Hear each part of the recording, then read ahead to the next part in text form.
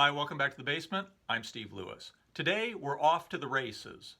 We'll be picking up where episode 49, Bruce, Terry, and the Ripcords left off, and talking about some of the projects that Bruce Johnston did concurrent with his work with the Ripcords and his work as Bruce and Terry in the early to mid 60s. Of course, a lot of his work during this period was centered around the new burgeoning genre of the drag race song. Now, drag racing, of course, had been around for a long time. Car songs had been around for a long time. Of course, there was Shutdown and 409, and going back, there was Chuck Berry's Maybelline, Rocket 88, all the way back at least as far as 1905 with In My Merry Oldsmobile, which the sheet music tells us was sung with great success by Anna Fitzhugh. But as we talked about in episode 49, there seemed to be a real shift in the emphasis suddenly in the fall of 1963, where in the summer they had been singing about surfing. A lot of those same people by the fall were singing about cars and drag racing.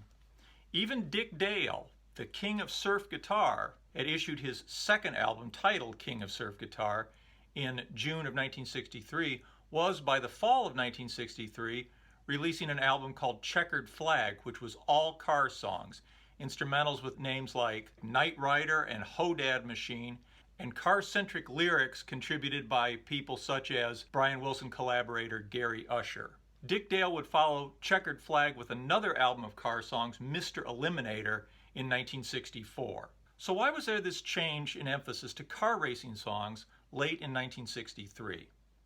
I'm not sure, of course, but I have a couple of theories. One, drag racing by the early 60s had made a lot of strides to becoming a respectable sport. It was no longer primarily thought of as something James Dean would do in Rebel Without a Cause, a bunch of teenagers doing something incredibly dangerous on a dark night. Of course, that was still going on, but the sport had become kind of respectable. So I think it was maybe the first time you could sing about drag racing without being accused of inciting juvenile delinquency. Also, of course, teenagers had more disposable income, and while most of them could not afford to have a hot rod of their own, they could afford things like hot rod magazines.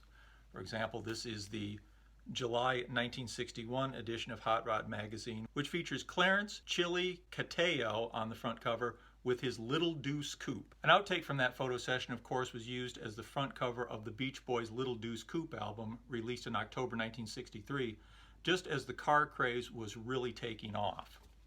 Additionally, you could get plastic hobby kits. Aurora models had been making car kits since the mid-50s, but in 1962 they launched a line of hot rod models that included such things as the 32 Ford Ramrod from 1962 and the 29 Ford Beatnik Box from 1963. This line was very profitable for Aurora models, and they continued to produce it into the 1970s.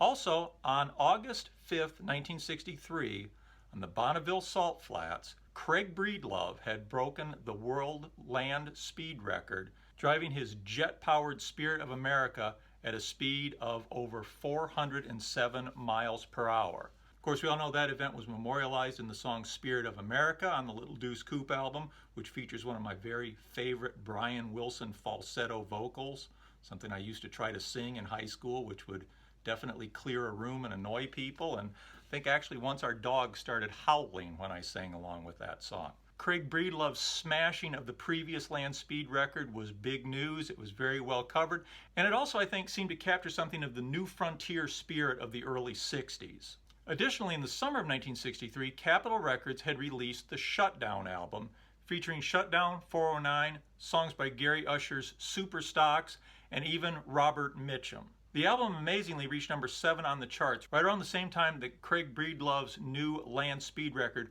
was receiving a lot of coverage in the news. It was obvious that teenagers with an interest in cars and racing were willing to shell out for hot rod magazines, hot rod models, and also hot rod records. Of course, the success of the Shutdown album explains why the Beach Boys' March 1964 album was titled Shutdown Volume 2. Obviously, record companies saw there was a lot of money to be made with drag racing and car records.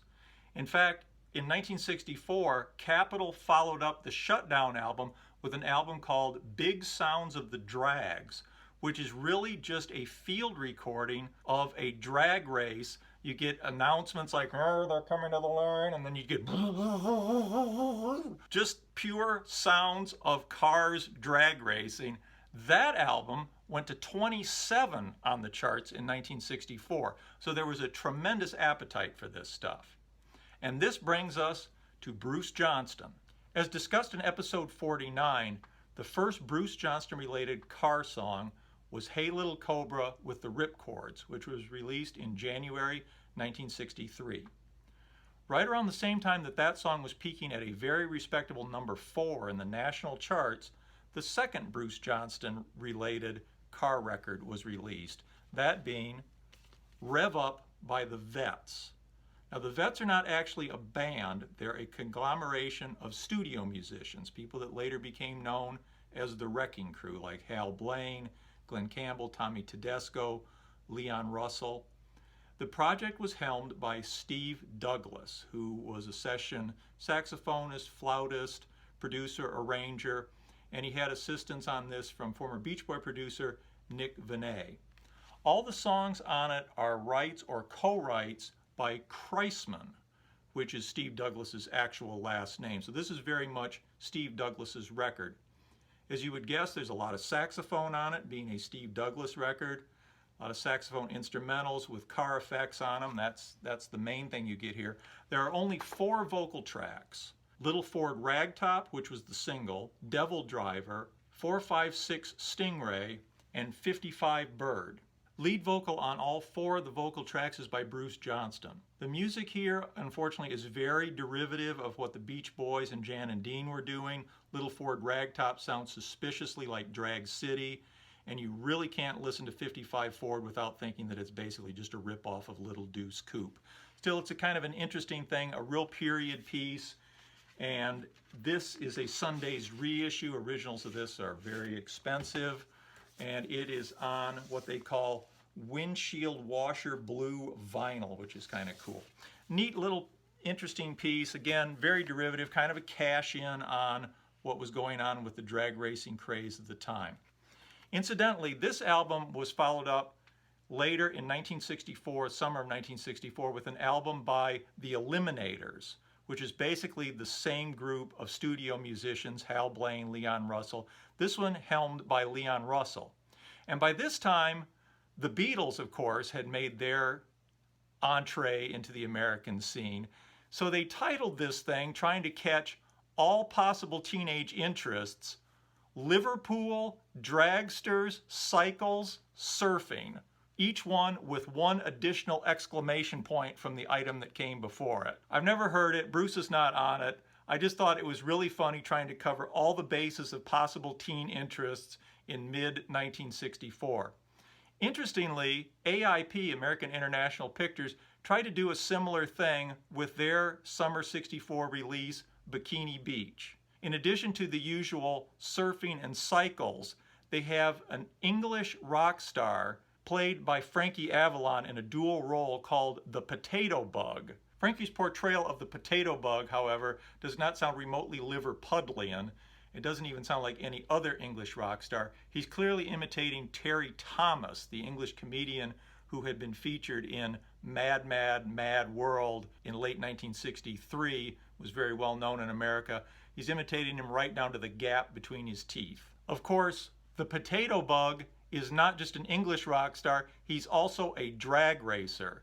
So the Beach Party gang goes Dragstrip with an English rock star, again covering all the bases of Liverpool, Dragsters, Cycles, and Surfing. The summer of 1964 also saw the release of another Bruce Johnston-related car album, Custom City, U.S.A. by the Custom Kings. Again, the Custom Kings are not a real band, but a conglomeration of L.A. studio musicians. This album, however, boasts technical supervision by car customized king George Barris, who would very soon reach probably his greatest fame, providing the Munster coach for the Munsters TV series, the Dragula racer for the film Munster Go Home, and of course the 1966 Adam West Batmobile. According to the liner notes on the back of this album, the producers of this album gratefully acknowledge the advice and expert opinion of George Barris, and with his aid present the most authentic hot rod album on the market. Apparently poser hot rod albums were already a problem in mid-1964.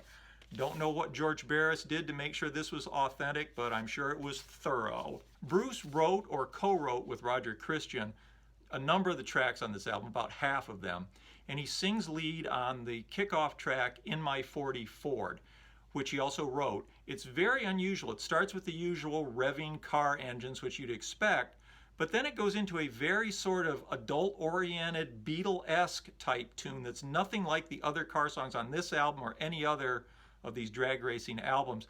I think Bruce was probably using it as an excuse to sort of explore doing a Beatle-esque type tune. I can almost put my finger on what this is derived from. If anybody knows this song, what does this song sound like? What was Bruce channeling when he was trying to do In My 40 Ford? I can almost come up with it. Some of the other songs are easier to place. There's a song called Fireball that's clearly based on Wipeout. Superfine 39 is almost exactly the song 409 rewritten. But that one track is very unusual. Also, some sources say that Bruce's only vocal on this is In My 40 Ford, but to my ears, he's doing most of the vocals on this. He's maybe not lead on all of them. He's lead on several of them, I think, and I can hear him prominently in the mix on the other ones. Some sources credit Bruce with vocals on the whole album. Other sources give him vocal credit just for In My 40 Ford. If anybody knows, I would swear that I'm hearing Bruce on almost all this. The remainder of the songs are mostly written again by Steve Douglas, a lot of saxophone instrumentals. Before we leave this, there's one song, it's not Bruce related, but I just think this is the most great song title of all time. The second track on this is called Asphalt Eater, which, as you can tell, is a tender love ballad. Now, actually, it's exactly what you'd expect, a lot of revving engines and a lot of saxophone, but I just think that is such a great title. How would you like to have that as your song? I'll never forget the night we fell in love. What song were they playing? I think it was Asphalt Eater. Anyway, I love that song title. It's a very cool album. Again, it's a Sundazed reissue. This one just on black vinyl. But Bruce is a little more prominent here, certainly in the writing department. A lot of Bruce originals on this, and I think a lot of Bruce Johnston vocals, maybe just one. Of course, Bruce didn't only sing about cars. Like a lot of similar artists, he was looking for other teenage fads to mine for material. He released in January of 1964 a single under the name Sidewalk Surfers called Skateboard. You can guess what that's like. Very Jan and Dean Beach Boys influenced. It has a wild falsetto vocal, which you can very distinctly hear Bruce singing on the verses. The B-side is called Fun Last Summer. Thematically, it's a lot like the song All Summer Long. It's more of a ballad. It's actually, I think, the superior track of the two. In March of 1966, after he was already working with the Beach Boys, he released another single under the name Bobsled and the Toboggans called Here We Go, The Surfer Boys Are Going Skiing, with the B-side See and Ski. It's upbeat, it's exactly what you expect.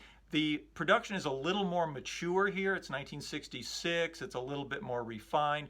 The B-side, I think, is the same backing track as the A-side, just instead of a lead vocal, there's an organ playing. The A-side lyrics suppose that if you like surfing, you'll like skiing. Of course, Bruce wasn't the first to try to move the teenage action from the surf to the slopes. AIP, American International Pictures, again, had done that the summer prior in 1965 with their film Ski Party, again starring Frankie Avalon, this time with Dwayne Hickman. And this film includes one of my favorite scenes, one of the most ridiculous, unintentionally surreal scenes of all time, when James Brown and the Famous Flames show up at the ski lodge. They ski into the ski lodge. Yvonne Craig, who is soon to be known as Batgirl, recognizes them, of course, as James Brown and the Famous Flames and asks them to sing a song, to which James Brown responds by doing a great shimmying mime to the song I Feel Good with the Famous Flames in the background. It is great, it's hilarious, and James Brown makes a great exit, shimmying out the front door without his skis or his coat. I'll tell you, James Brown knew the value of a good exit, even if it meant potentially life-threatening hypothermia. It's a very, very weird scene in a very, very weird picture. As for Bruce, during this period, he also contributed a number of backing vocals for other artists, including Paul Revere and the Raiders, number 11 hit from 1965, Just Like Me. But as he got more and more involved with the Beach Boys, more time touring, more time in the studio, his outside projects seemed to wind down pretty rapidly as the 60s went on. He did contribute backing vocals to the song My World Fell Down, which is found on the Sagittarius album Present Tense. It's a pretty cool track. This is a Gary Usher-led project and a slice of early psychedelia from Southern California. It's an album worth giving a listen to. Very cool thing. But apart from that, that seems to have kind of done it for Bruce. I know we haven't talked about the Bruce and Terry stuff yet. That deserves its own episode, and we'll get to it. But let me know if there are other Bruce Johnston projects that I left out. I mean, I know there's a lot I can't cover every time he played piano on every single track, or we'd just be here forever. But appreciate you watching. Please let me know if you enjoyed this. Please like, subscribe, comment. Love to hear from you. Hope to see you again next time. Thanks and have a good week. Bye.